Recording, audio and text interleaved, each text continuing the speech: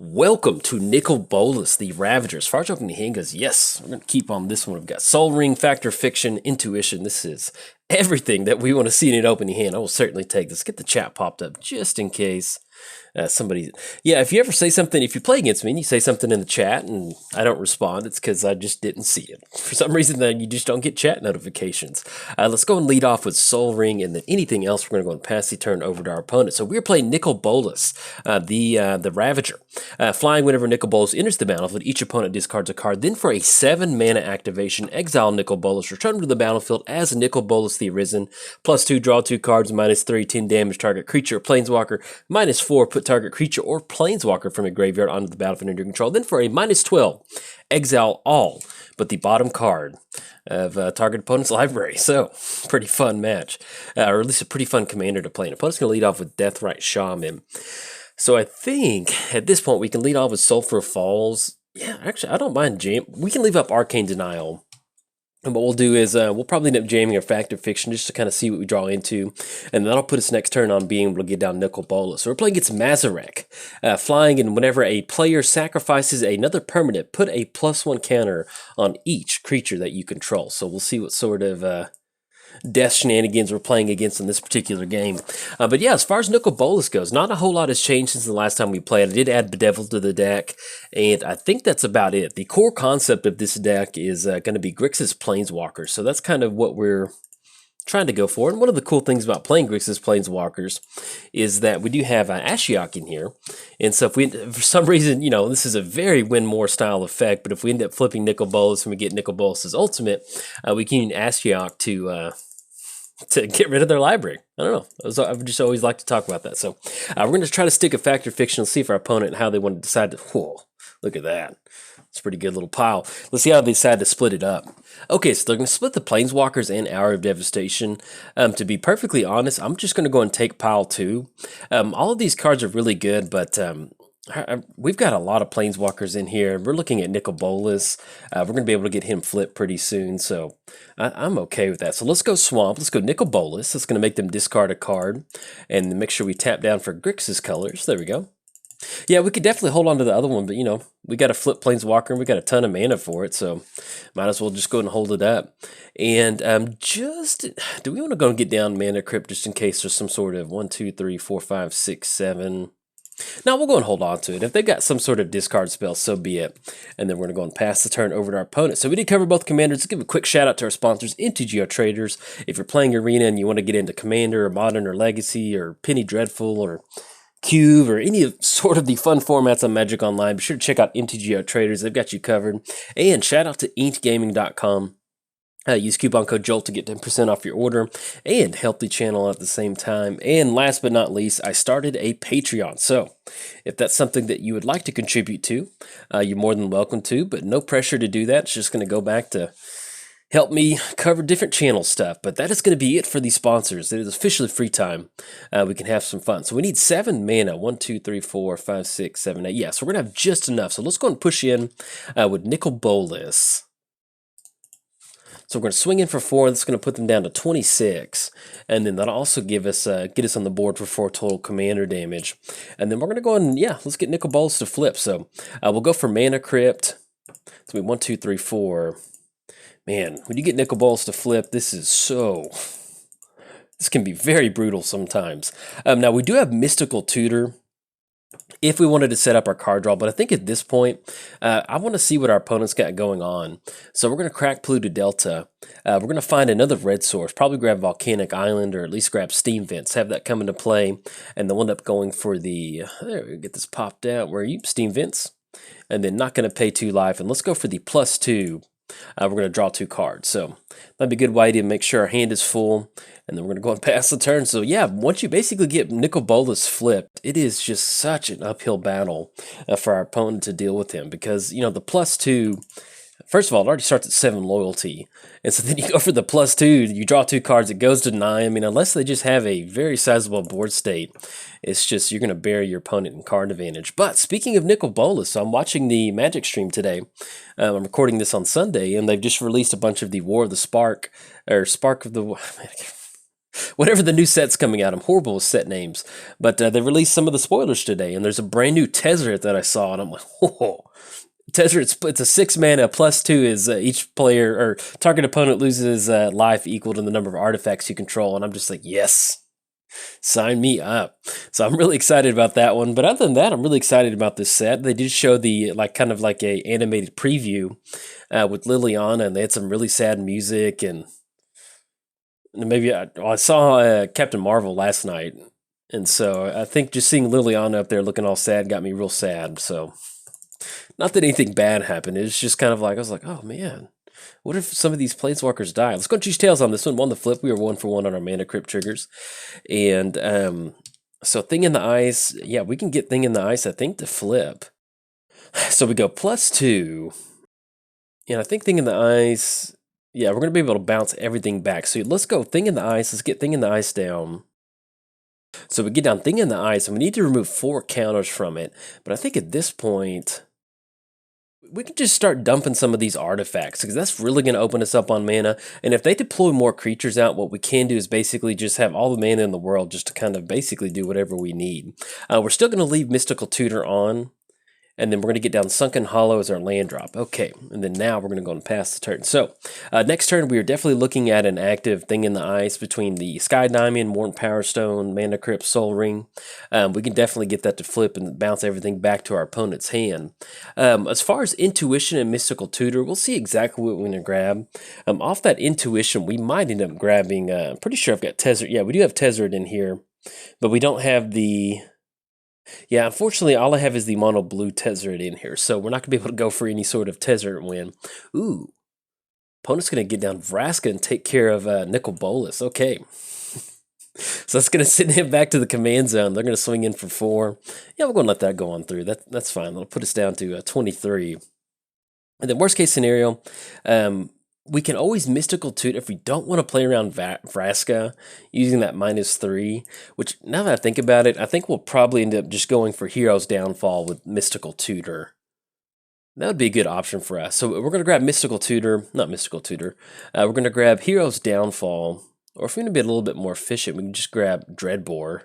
Yeah, that'd be good. All right, so we're going to put Dreadbore on top. We can basically just straight up just cast that, and then rework on getting Nicol Bolas down, and make sure that we keep Vraska in check. So we're going to get the Mana Crypt trigger. Let's go and choose tails on this one. 1 the flip, 2 for 2 on our Mana Crypt triggers, and then hit Dreadbore. So we go Mountain. Let's go and take care of Vraska really quick. That's going to be black-red. It's going to remove a ice counter from Thing in the Ice as we chip away at it, and yeah, I think we'll just go for Nicol Bolas again. That's one of the fun things about playing him, is that it's just such, you're in Grixis colors, you have answers for pretty much everything, and then his ability of making them discard a card, it doesn't seem that impactful in the moment, but it's just so good. All right, so we're going to tap down Mana Crypt at that last mana, and we need to do black and then red. There we go. Okay, so that's going to give us 5 mana left over. Do we want to end up going for Intuition? We could try to hit a Steam Augury too. Yeah, let's go Steam Augury with this last mana. And then we'll tap down Soul Ring. There we go. So it's going to leave us 1 more mana. That's going to chip away 1 more ice counter and basically leave us with an open board state. With Thing in the Ice sitting at only 1 counter on there, it's going to be really hard for our opponent to really want to deploy out into this open board. And then once we get down Steam Augury, we'll split the piles up and see how they want to... Okay, so we end up go for the Throat. And I think I like it like that, yeah. All right, so we're going to split it up into 2 piles. We got Go for the Throat, Liliana. We've got a Tutor effect with Liliana and some removal. Or we've got a Scry, Tutor. Yeah, there we go. So I'll take that. And then, yeah, we'll just simply go and pass the turn over to our opponent. So next turn, we're probably looking at flipping Nicol Bolas again. And then with Vampiric Tutor, we can pretty much grab whatever we want. So if we want to grab something during our upkeep, might want to get a few more Planeswalkers down. We do have the Scarab God in here. That's a new addition to the deck. So if we want to start bringing some stuff out of the graveyard, we certainly can with that. That'd be pretty fun. And one of the cool things about Nicol Bolas flipping is that -4 is with them getting Vraska into the grave. Yeah, I think we want to do that. So we go Vraska. Yeah, I like that a lot. So we flip Nicol Bolas next turn, go for the -4, and then get Vraska back on our side, because Vraska is one of my favorite Planeswalkers of all time, and being able to play Vraska in a Grixis Nicol Bolas deck would be a ton of fun. Ooh, opponent's going to get down Deed. Now, they can sacrifice it at least for 2. Well, actually, they can actually crack it for 4. That's going to get rid of Nicol Bolas. That's going to get rid of the opportunity for us to flip. And at the same time, it's going to get rid of Thing in the Ice. Okay, so they end up going for 3, so that's going to leave, or actually 2, I guess? Yeah, they end up going for 2, because I got rid of Deathrite Shaman, and it got rid of all of our mana rocks, too. So they're going to be swinging in for 4. Yeah, we'll still go and let this come across. That's fine. And they can actually pay for the 1 to bring back Deathrite Shaman. Yeah, you know what? And this reminds me of Izareth. I have an Izareth deck sitting in my deck list. So if anybody, oh, look at that corpse counter. Looks pretty good. Yeah, Death Touch. Yeah, that's fine. Both of those have Death Touch. But yeah, so I built an Izareth deck. So if you've built one, and I just wasn't really super happy with the way it played out. So if you've got a build that you really, really enjoy, let me know, and then maybe I can borrow some ideas or something. Let's go and push in for 4. That'd be an extra 4 commander damage. Knock him down to 22. But yeah, that Deed knocking out most of our mana rocks is a really good thing, especially for our opponents. So let's go and swing in, knock him down to 22. That's going to be 8 commander damage. Let's go and flip Nicol Bolas. Yeah, I mean we've got to go for we got to do that. 1, 2. Actually, let's see if we can't leave up Vampiric Tutor just a little bit easier. So we go Grixis Colors, and then we go for the -4. Yeah, we're going to do that. I always wanted Vraska on our side of the battlefield, so we go for Vraska. Oh yeah, look at that. And then +1 because they were looking at 5, and that would still give us the opportunity. Or we can go for the -3 to pop one of the creatures. No, let's go for the +1. I like doing that. So we go for the +1. We get down Temple of Epiphany, and we can get a little extra Scribe. And if we don't like what we see, then we can definitely go for Vampiric Tutors. So ooh, Ashiok, yeah, I'm going to put that on top. And then anything else? We already went for that. Yeah, we're simply going to go and pass the turn. So we've got Nicol Bolas sitting at a 3 loyalty, so that's going to be kind of interesting for our opponent, how they want to do it. We plussed up on Vraska, so if they want to swing all their creatures at Vraska, it's going to get rid of the creatures. If they don't at least send 3 in at Nicol Bolas, then we're going to be able to untap next turn and draw some cards. So we've got a nice little board state development, especially with the Ashiok, and then we can follow Bod Nixilis next turn. Now, what we probably might end up doing is, if we want to try to close the game out, we'll probably end up using Vampiric Tutor for the Chain Veil, because that's going to really allow us to really kind of start pushing through our deck with going for these double activations. Now, our opponent did get down to Guy's Cradle, so that's really going to allow them to really kind of open up on mana.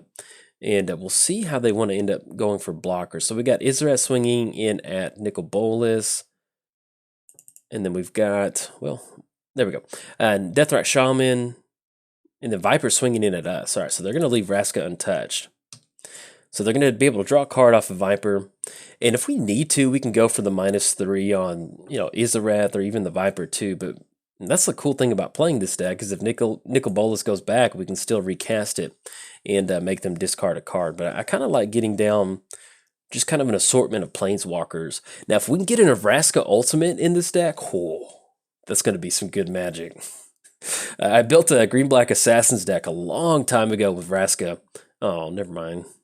That's kind of funny, Vraska's Contempt getting rid of herself after we stole it. So anyways, what I was about to say with that Assassins deck, I built a Green-Black Assassin Tribal of Vraska, and I'd win with the ultimate, but unfortunately we don't have the ultimate. So now with our opponent getting a really nice board state, we have Ashiok on top. We need to go for some spot removal, so we're going to go Vampiric Tutor, and we're going to grab a board wipe. We need to hit reset on this. Crux of Fate. Now let's grab Damnation. So that's going to go on top. We go Damnation. It's going to be double black and 1/2 off of Worn Power Stone. So we're just going to kind of clear all this mess up. We still have Arcane Denial to go for too, so we get Blood Crypt into play tapped. Let's go for Charcoal Diamond. Okay, and then whatever they decide to rebuild with, we can also go for Arcane Denial to kind of counter that spell. And Dorothy just got out of my lap, so I can sit up in my chair and not slump. So if you don't know, Dorothy's my cat. She's my production assistant for the channel, and so whenever she sits in my lap, I always kind of have to. There's a certain way she wants to be held, and it's very much she wants to be held like a baby. which is very humorous to me. But the way I have to sit in my chair, it just ends up just hurting my back really bad. So whenever, I don't ever want to kick her out of my lap, but whenever she gets up, it's always a really nice feeling. So now our opponent is tapping down Guy's Cradle, but I guess they technically could have left that up. Oh, we could. Oh, dang it! I was trying to figure out what they were going to do for Guy's Cradle, but with Mazirek being on the battlefield, that's not the end of the world. We can just get the commander tax back up. So let's go Obnixilis. All right, so we're going to go Obnixilis. We're going to go for the -3. We're going to destroy target creature, get rid of Mazirek. We're going to be able to get down Flooded Strand. And then let's double check the commander attacks really quick. That's going to be 8 total mana. Okay, and we have more than enough mana to go for Intuition and Arcane Denial. So whatever they try to get down next turn, we're going to Arcane for sure this time, and then we'll end up going for Intuition. I think at this point with Intuition, we can either grab just a value pile. Let's say our opponent does get down something like Living Death. You know, that's not going to be super great for us.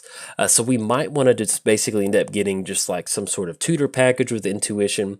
That's one of the good things about this card is that you can just basically just, you know, grab 4 cards, and when you're in Grixis colors, you've got something like Snapcaster Mage. That can be one of the cards that we grab. Let's say I thought we maybe have... I couldn't remember if we had Mission Briefing in here, but I don't. But I need to add that because it's basically Snapcaster number 2. All right, and then our opponent's going to pass the turn. So let's go for Intuition. Let's go and crack Flooded Strand really quick. You know, I think we need some black mana. So we're going to grab Watered Grave, have that come into play tapped. And let's go for Intuition. We're going to target our opponent. We're going to be able to search our library for 3 cards. That card's going to go into our hand. The rest go into our graveyard. So let's get this popped out just a little bit better. You know what? Let's do this. Let's go Scarab God. I really like that. So we go Scarab God, we go Jace, and then we end up going Snapcaster. Yeah, that's going to be a good pile, because either way, if they don't want to give us... Yeah, this is a great pile. So that if they give us the Scarab God, then we can have the graveyard online. If they give us Jace, we bury them at card advantage, and they give us Snapcaster, which more than likely they'll probably give us Snapcaster, we can at least kind of just keep our graveyard online for any sort of, you know, Factor Fiction or something like that. But probably out of this pile, we're going to see Snapcaster Mage. Now, we could have set it up to where we had some more flashback spells, but I kind of like, you know, setting up a pile like this. So let's see what our opponent decides to go for. Okay, so we actually get the Scarab God, which I'm really excited about. So we can start bringing some creatures back, and then we run into Supreme Will. So let's go for Obnixilis.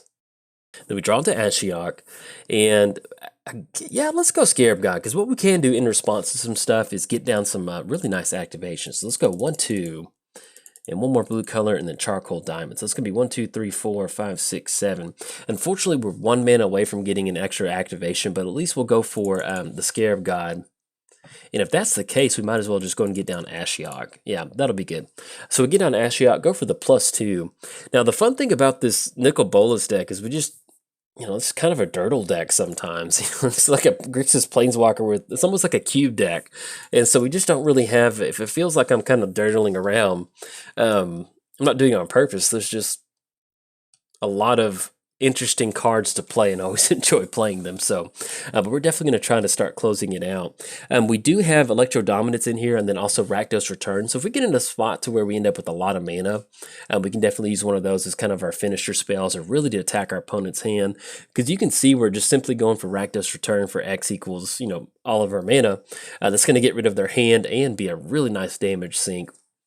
Now, as far as what creature will we want to grab with the Scarab God, we do have the line of play of going for Snapcaster Mage. It's going to turn our entire graveyard online. But I think at this point, if we go for Izareth, and that'd be pretty cool. If we end up reanimating the Reanimator, and then she starts reanimating some things, we can bring back Thing in the Ice, and we can bring... Oh, no. Okay, so they're going to go for Bojuka Bog. And let's see who they target. I think they're targeting themselves. Let's just double check that real quick. Yes, our opponent is targeting their graveyard. So let's go for... Let's bring back Izareth. Yeah, I think that's going to be good. She's going to be a 4/4 zombie. We can start dealing some damage. And that'll still leave us open for Snapcaster next turn if we want to go for anything else. So we're going to try to grab Izareth before they exile their graveyard. And we did catch a Fleshback Marauder off Ashiok too, so at least just wanted to keep that in mind. All right, so we end up reanimating Izareth so she can reanimate some of our creatures. And then, yeah, I think we end up going next turn Izareth, Snapcaster, Vampiric Tutor.